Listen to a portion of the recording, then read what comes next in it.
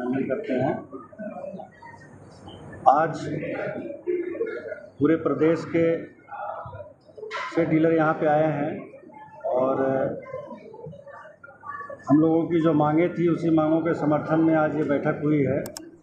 आपने देखा होगा कि बोर्ड लगा हुआ है सामने, तो 7 सूत्री हमारी डिमांड है, जिसमें पहला नंबर है वो केंद्र सरकार से संबंधित है, क्योंकि वो हमारे मार्जिन से को लेकर के है।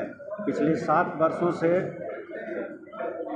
हमारे मार्जिन में किसी भी प्रकार का इजाफा नहीं किया गया है, जबकि 7 साल में महंगाई आप लोग देख सकते हैं कि हर तरफ तरीके की महंगाई बढ़ी है, चाहे बिजली का बिल हो या स्टाफ का बिल हो, बैंक में पैसा गिनने का चार्ज हो, तो ये तरह तरह की चार्जेस पिछले 7 सालों में लगी है। लेकिन हमारा जो 7 साल पहले मिलता था वही आज भी है।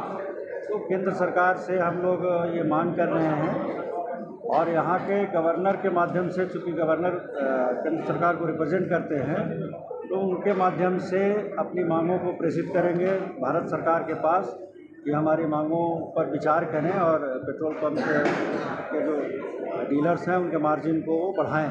जिस तरह से महंगाई बढ़ी है, बाकी चीज़ों में की कीमतें बढ़ी हैं, उसी तरह हमारा भी मार्जिन जो है बढ़ाएं। बाकी जो 6 मुद्दे हैं वो राज्य सरकार से संबंधित है। एक तो वैट से संबंधित मुद्दा है कि वैट हमारा झारखंड में पड़ोसी राज्यों की तुलना में ज़्यादा है काफ़ी। दूसरा है कि वैट का रिटर्न हम लोग जो जमा करते हैं उससे हम लोग मुक्ति चाहते हैं। बिहार सरकार ने अभी कुछ महीने पहले वहाँ के पेट्रोल पंपों को वैट से मुक्ति कर दिया। वैट का रिटर्न दाखिल करने की ज़रूरत नहीं है। उसका गजट नोटिफिकेशन वगैरह भी सारा डिटेल्स हम लोगों ने यहाँ डिपार्टमेंट को दिया था। डिपार्टमेंट ने आश्वस्त किया था कि हम लोग भी इस तरह का प्रस्ताव पारित करके आप हम लोगों को भी मुक्ति कर देगी, लेकिन अभी तक उन्होंने किया नहीं है। तो वो एक मांग वो है। उसके बाद सरकारी बकाया जो पेट्रोल पंपों पर अनियंत्रित कह सकते हैं, सरकारी बकाया पे कोई नियंत्रण नहीं है।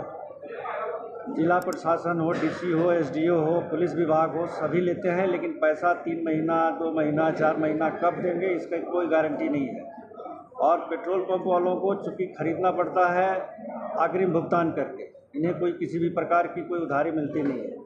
बैंक से भी पैसा लेते हैं तो ब्याज देते हैं बैंक, तो उसके बाद भी सरकारी बकाया को लेकर के हम लोग बार बार सरकार से आग्रह करते हैं कि भाई इसका एक रूटीन पेमेंट का तरीका आप अख्तियार करिए कि 15 दिन में आप इसकी भुगतान का व्यवस्था करिए, 20 दिन में करिए, जो भी करिए, एक टाइमलाइन इसका होना चाहिए। ये अनलिमिटेड नहीं होना चाहिए कि जब होगा तो हम देंगे। और बकाया अगर ज़्यादा तगादा करने लगते हैं तो उल्टा पंप वाले को धमकाते भी, डराते भी, तो दोनों तरफ से करते हैं, ये उचित नहीं है। तो यही सब मुद्दों को लेकर के था जो आज बैठक हुआ है।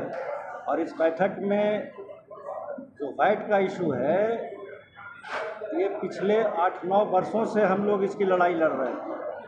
रघुवर दास जी के समय में वैट की बढ़ोतरी हुई थी, 18% से बढ़ा करके 22% वैट रघुवर दास जी के सरकार के समय हुआ था, जो आज भी जारी है।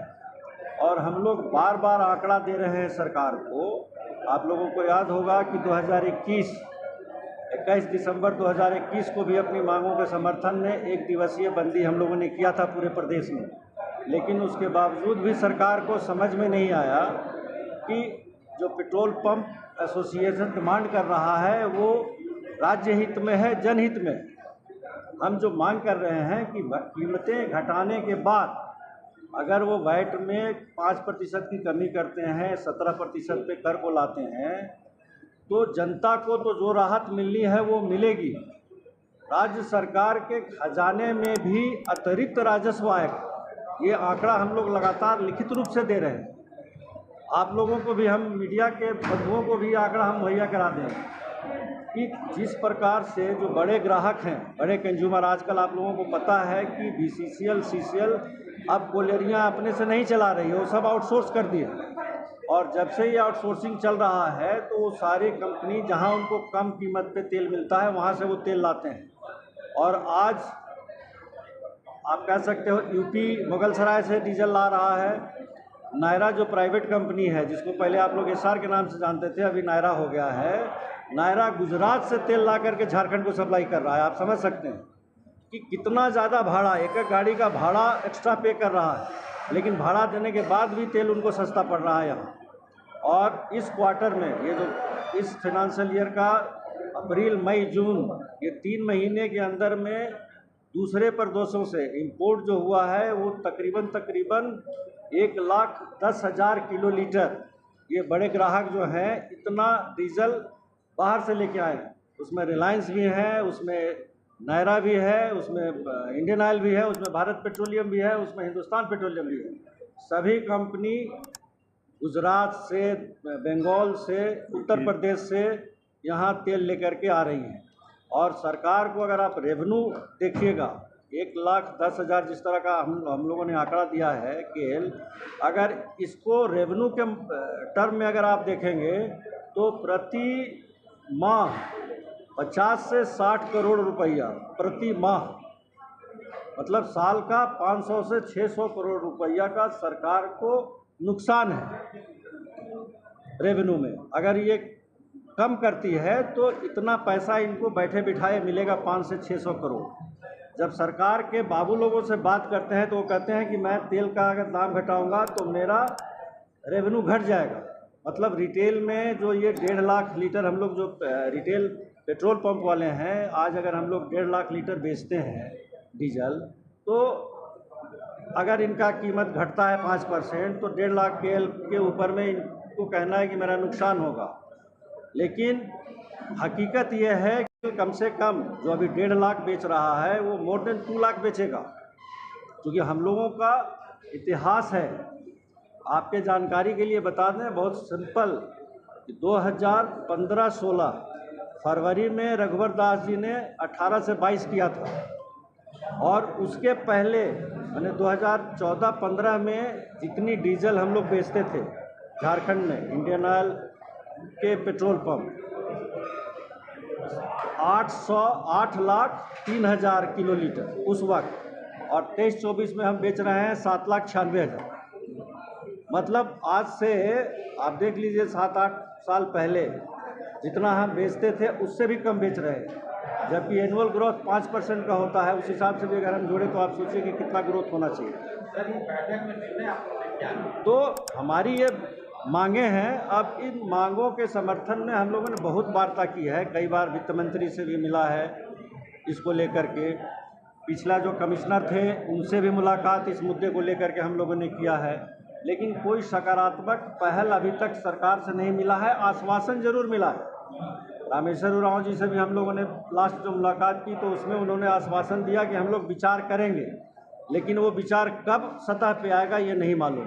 तो इसीलिए आज के बैठक में जो निर्णय हुआ है कि कल से सारे पेट्रोल पंप काला बिल्ला लगाएंगे, अपना पहला प्रोटेस्ट सरकार के खिलाफ रखेंगे, काला बिल्ला लगा करके मालिक और कर्मचारी सारे लोग काला बिल्ला लगाएंगे, नंबर 1। नंबर 2, जितने भी हमारे क्षेत्र में सांसद हैं, विधायक हैं, सभी पार्टी के जिला अध्यक्ष हैं, उनके माध्यम से जो हमारी मांग है उसको भी हम लोग प्रेषित करेंगे। हमारे डीलर जो जहाँ हैं वो अपने क्षेत्र के सभी विधायक को, सांसद को और अपने ज़िले के जो भी उनके अध्यक्ष हैं और राज्य के जो अध्यक्ष हैं, सभी को हम अपनी मांग पत्र भी सौंपेंगे कि हमारा डिमांड क्या है और हटाने के बाद सरकार को क्या फ़ायदा है। ये पूरे आंकड़े के साथ देंगे, ऐसा नहीं कि हम लोग सिर्फ चिट्ठी देंगे लिख करके, पूरे आंकड़े के साथ देंगे कि अगर घटती है तो सरकार को क्या रेवेन्यू का फ़ायदा है और राज्य की जनता को क्या फ़ायदा है। इसके बाद भी अगर सरकार नहीं मानती है, मीडिया के माध्यम से हम लोग सारे प्रखंड लेवल, जिला लेवल पे हम लोग मीडिया के माध्यम से अपनी बातों को रखेंगे। उसके बाद भी अगर सरकार नहीं मानेगी तो 15 दिन के बाद हम लोगों ने 2 सितंबर का दिन तय किया है। 2 सितंबर का एक दिन का पहला लेवल पे token strike, 1 day full strike, 24 घंटे का झारखंड पेट्रोल पंप बंद रहेगा। सारे समस्त पेट्रोल पंप झारखंड के 2 सितंबर को बंद रहेंगे।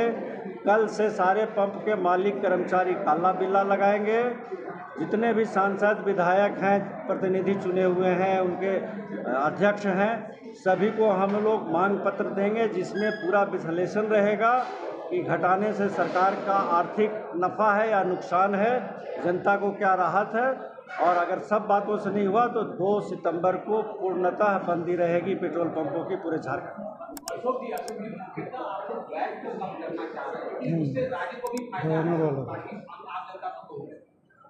22% अभी है, उसको हम लोगों ने डिमांड दिया है 17% का। 5% का कमी का हम लोगों ने सरकार को कहा है। अगर 5% ये घटाते हैं तो सरकार के राजस्व में वृद्धि निश्चित है। इसकी गारंटी हम लोग सरकार को दे रहे हैं कि इनको कम से कम साल का 500 से 600 करोड़ रुपए का अतिरिक्त राजस्व मिलेगा ही मिलेगा। इससे ज़्यादा मिल सकता है, कम नहीं मिलेगा। और जनता को तो आप समझ लीजिए कि 2.5 से पौने 3 रुपया लीटर डीजल सस्ता होगा। और बाकी जो केंद्र का मसला है वो गवर्नर साहब के माध्यम से हम लोग केंद्र को भेज